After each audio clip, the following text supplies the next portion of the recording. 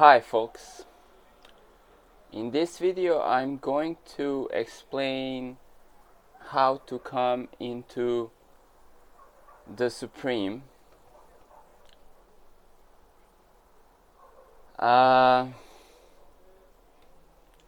It's all about the perspective of the awareness. So even though I am explaining something linguistically here, the initiation, the path that you might want to partake in does not really have to do with the mental instruction, because you're going to go beyond any phenomena. So you're going into subdimensional space, into zero point, into Brahman, into self, beyond the screen. So when I say there is the self and there is the screen,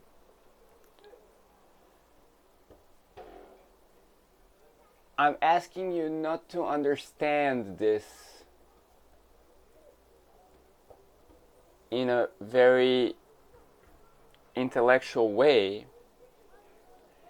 It is more of a maybe spatial inquiry. So feel the self, like where does it feel like you have the center of the being, and then notice the phenomena in space. The best way that I can explain this is like spatially. Okay, this hand, it's floating in space, so that's like just a phenomena that happens, right? And you'll see also my body is doing this movement because I'm touching upon the 0 point. It automatically starts to bring all the subsequent projections onto the screen into harmony. So even that doesn't matter. The Kriya does not matter. The Kriya happens on itself. The events that take place, they just happen on the screen. You just need to observe two things. One thing is me, or when you say me, where does that me spatially come out from, right? Because it feels when you say me, right, it's coming out of somewhere. That voice, that knowing, that creation, that instantaneous manifestation of an ego, when you say me, I am, all right, it comes out of somewhere. So you want to say I am and then collapse that back. And so you will feel that that is coming out of the being itself. So you say me, I am, and you collapse. Where is that coming from? So that is the self.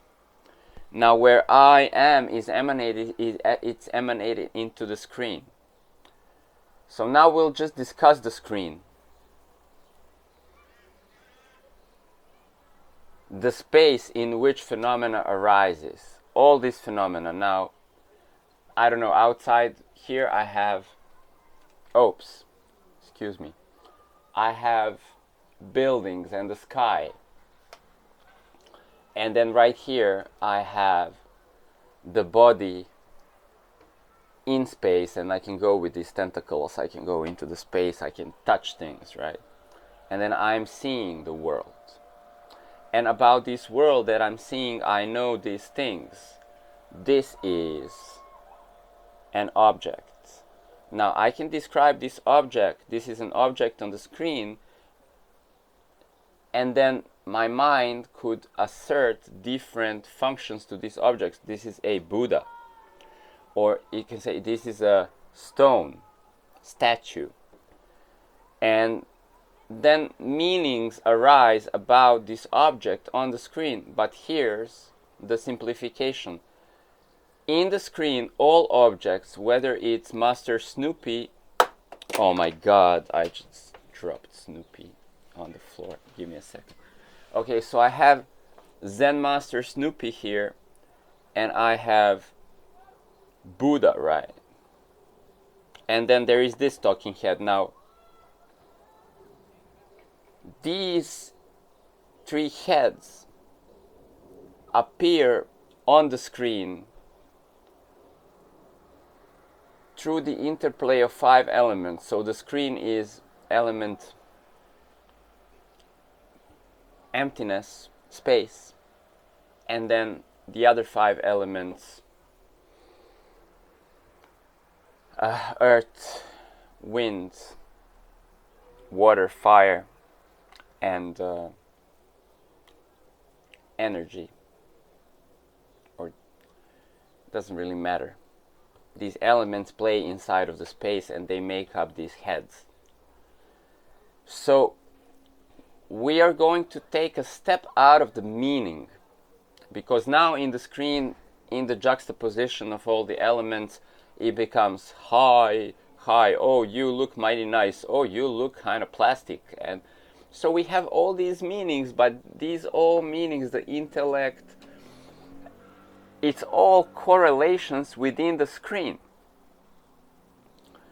But we are going to make the screen one, so we don't care about what is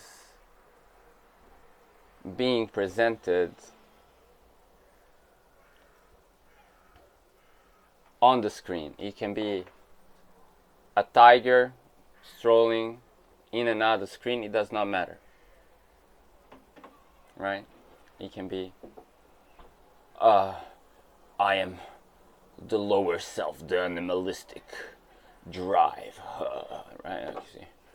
I am the enlightened one. It doesn't matter, like it's all freaking phenomena on the screen.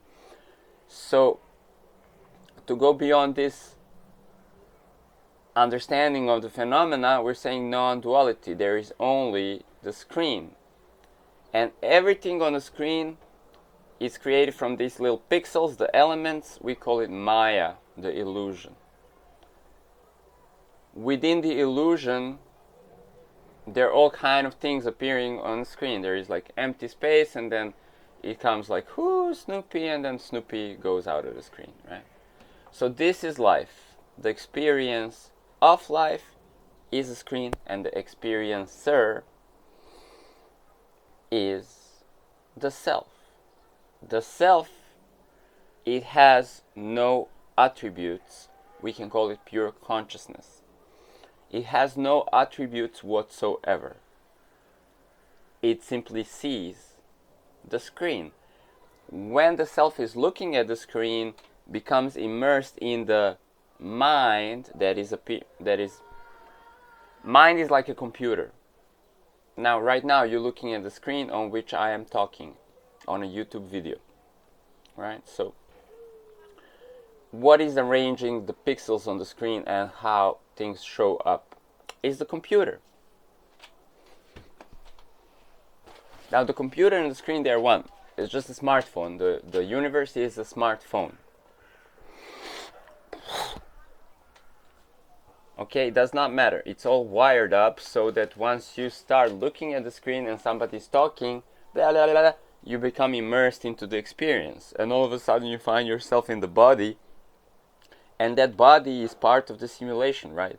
And then the understanding, I am a character within the world. I'm the character within the screen. This body is on the screen. These different objects are on the screen. And now I'm becoming the avatar. And I'm holding Snoopy. And I'm holding Mr. Tiger.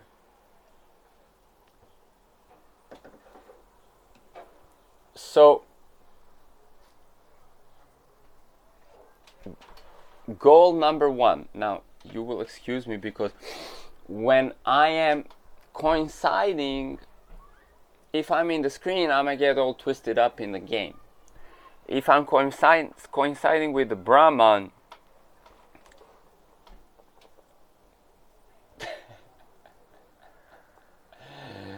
it's a big lull, because right now when you touch base, when you go beyond that, and you feel like, okay, all of this is like a holographic gibble, I don't know, like a holographic construct.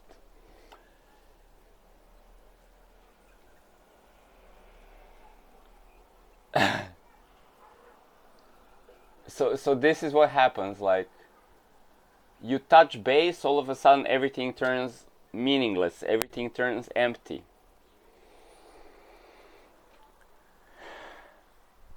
And it's even hard to hold on. There was an intention to present something in the course of this video, and if I go a little bit more out, I lose the grip with that intention, and everything just, the game stops. The game of life stops. So right now, I'm 1 foot in the immersion, high, and 1 foot out, right?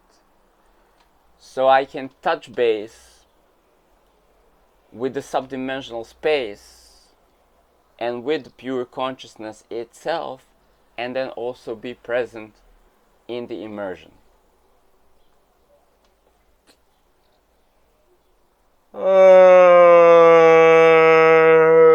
Now,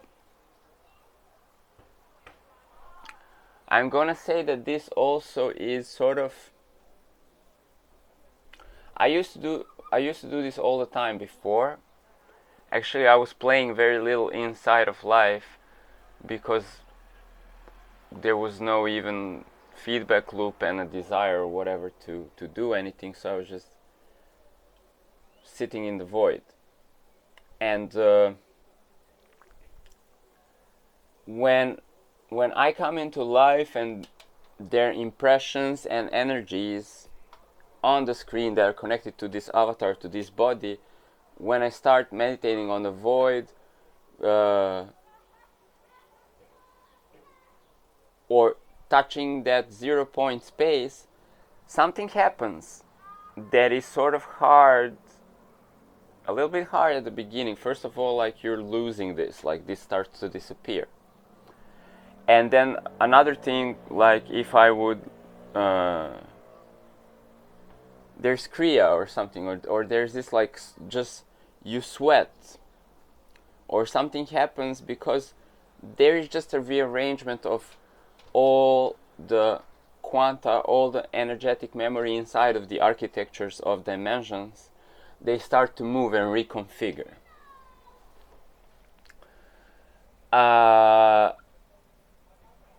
This happens because you're resting in the zero, so everything other than the zero is assuming its natural order.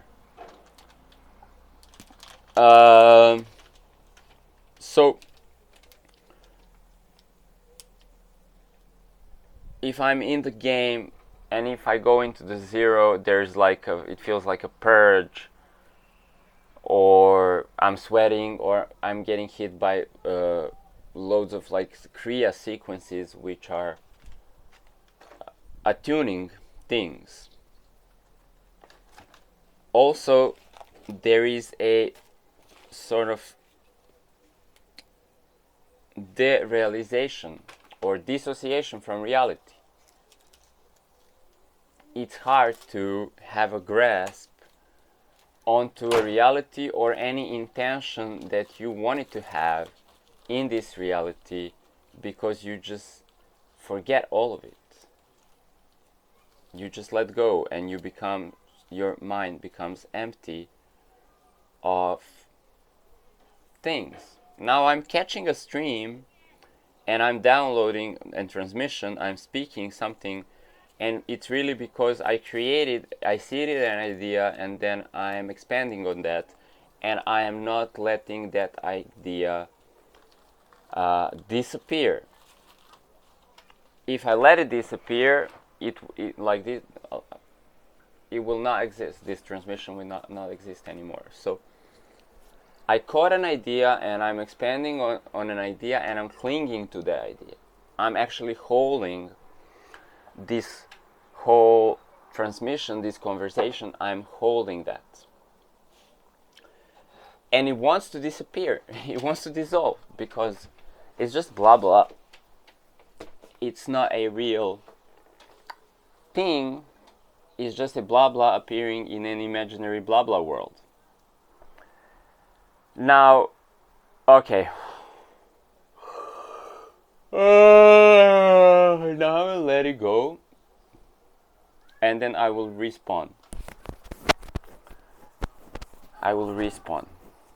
Okay, I have to clear out all this. And let's just go back to there is the self, I am, that I am comes from you, and then there is a screen. Now allow me to do this, something that is grounding you in the screen, because it is said the screen is an illusion and it poisons you, so you become attached to that illusion and then you suffer. But if you're not attached to the illusion, then you need a little bit of poison so you can become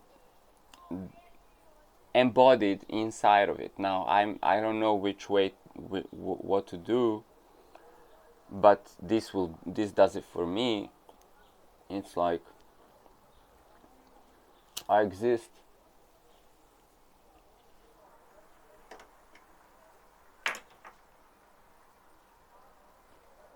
with this ritual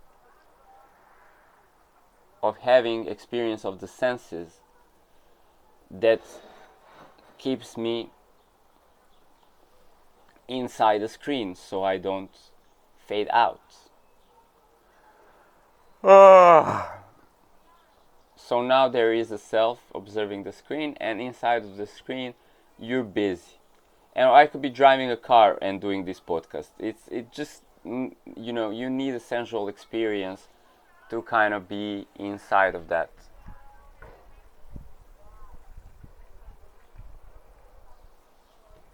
Okay.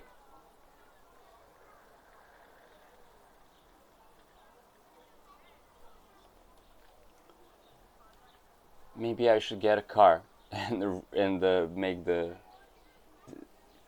car with the YOLO box, and I can stream while I'm driving on the highway. For now, this cigarette will do. So I'm taking your awareness into the sense of self, into the subdimensional space. Now, when you feel that space, here's a very nice trick or a hack to actually become more identified with the self. Objects on the screen, they have a gravity for you. This is the operating system of the body, emotions, and the mind. So these are physical, mental, and emotional bodies. By simple recognition of the things, and the mind is always like telling you stuff to do, all these objects, they have gravity, so they pull the awareness inside. They create the immersion.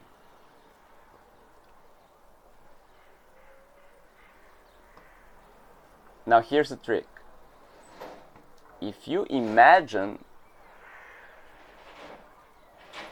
your thoughts, your feelings, your story of the world, your story of I am this body, someone having to do something, you imagine all of this having a pool, and then you feel the self, and then you start to imagine that the self has a greater gravity, and like you have a dial and you can turn up the gravity on the self. Whoa, all of a sudden it will actually happen within these objects of the awareness that they lose the gravity, and you're magnetized, you're grounding into the subdimensional, into the 0 point. So that is a very easy practice for somebody who is doing meditation. And you know, when we start to do meditation, there's like things happening on the horizon. Well, and these things are sort of, you have to like struggle to not get pulled into these things. Like, I want to meditate, but like I'm getting anxious, right? This is at the early stages, but then later when we want to meditate, it's also like something to conquer these pulls, these sanskaras. Well, if you just imagine that your innermost has a gravity, and then you turn up that gravity, it will pull you inside of the innermost, because this is, these even sanskaras or these pulls or emotion or the stories or the bodily sensations, they aren't even existing.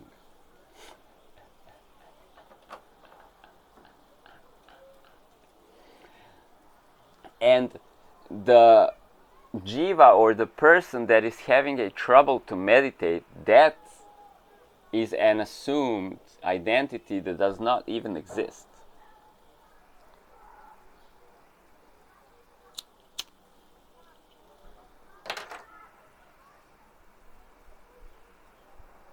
Any discomfort or attachment or resistance that belongs to this jiva does not really exist, because the jiva itself is a construct within the screen. So you just want to work with these two things, the self and the screen. Now, beautifully, everything inside of the screen starts to harmonize itself. The pulls, the clingings, the resistances,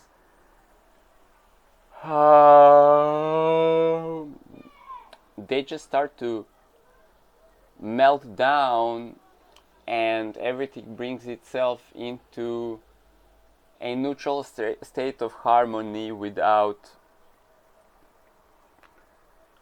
waves.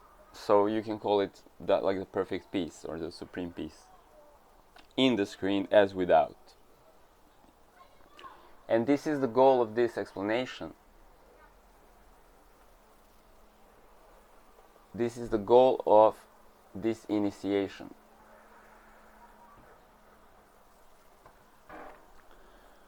To realize there is no doing. To be stable in your enlightenment, there is no doing. Now, different pools within the emotional body, mental body, they will even fear, because they have like everything that this karmic body, it's always trying to do something in order to survive, in order to fulfill some type of desire, some type of clinging. All of this is imagined. All of this is within the screen, a part, a subcompartment of that dream, and it does not really exist. So what can pull? What can agitate a seeker? What can agitate an adept where you are already the transcendent one? So to relocate the awareness into this already transcendent one is effortless.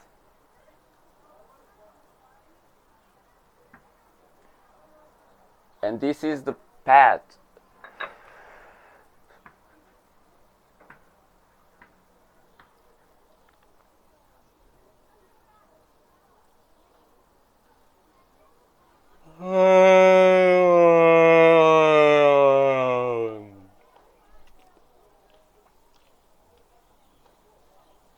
And for any type of integration or healing, this is also the ultimate path, because this is what happens when I am present with others in this space. Everybody just starts to yawn. It's a beautiful way in which the system of this avatar, it's harmonizing and releasing all the unnecessary clutter. It just purges the clutter and brings everything into supreme peace and harmony. Now you might also feel symptoms of like sleepiness, you might start to sweat, or you might experience a kundalini surge or a kriya or something like this.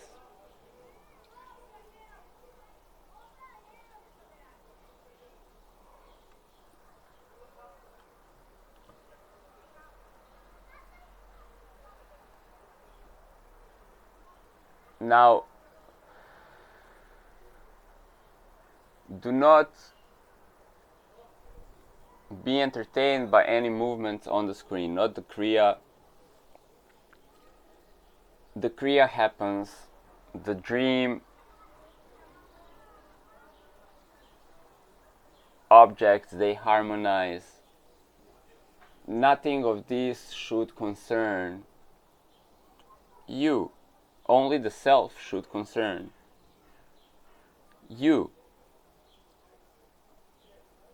To retrieve your awareness from all the substances of identity within the screen into the self. Now, once this is practiced, then naturally you will see that also the self is ultimately real and the screen is projected. It's a dream, and all the appearances on the screen, they're the dream of the self. So they're unreal, they're illusion or maya or simulation or whatever you want to call it, the matrix. Now, even though the self is ultimately real and the experience is not really real, we shouldn't separate these two within our mind. The life matrix, mother, life, Maya, Krishna and Maya, or Shiva and the dream, they are not two. So avoid also this, like having like an intellectual preference over the Brahman and his manifested reality, or its manifested reality. Now this is a key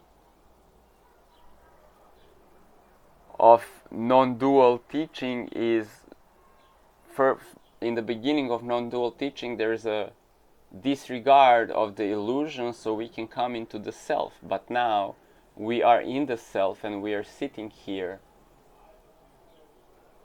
and wow, I mean, look at that, there's an infinite dreamscape, and then you can enjoy. Now you can enjoy all of the appearances on the screen, your body, your emotions, your intellect, the world of objects and everything in it,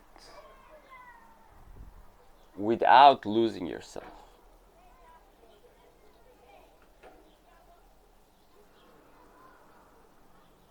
And in that, there is this final unification of the self becoming one with the world, or the screen, and the world inside the screen.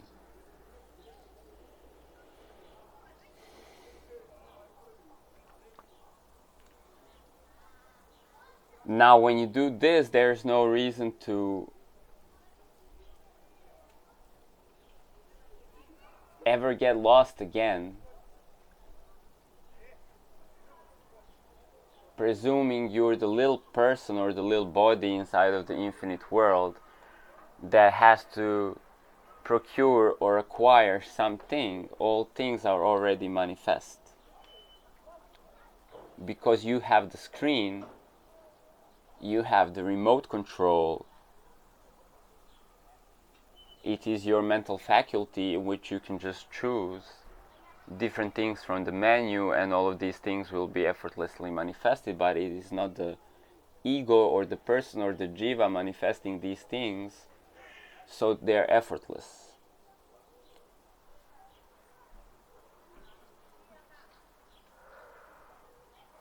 And there is nobody to be,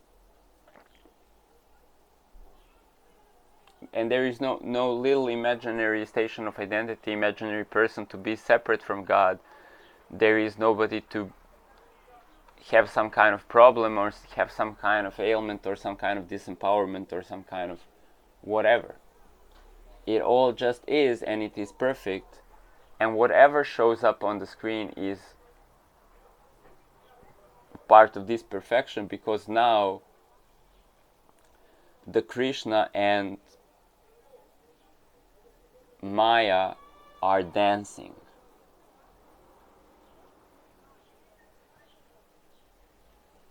And it's quite a spectacle, but you don't have to get lost in it. That's it. That's it. I have this hat, it says trippy. Ain't that grand? Okay. I'll be seeing you in the screen. And at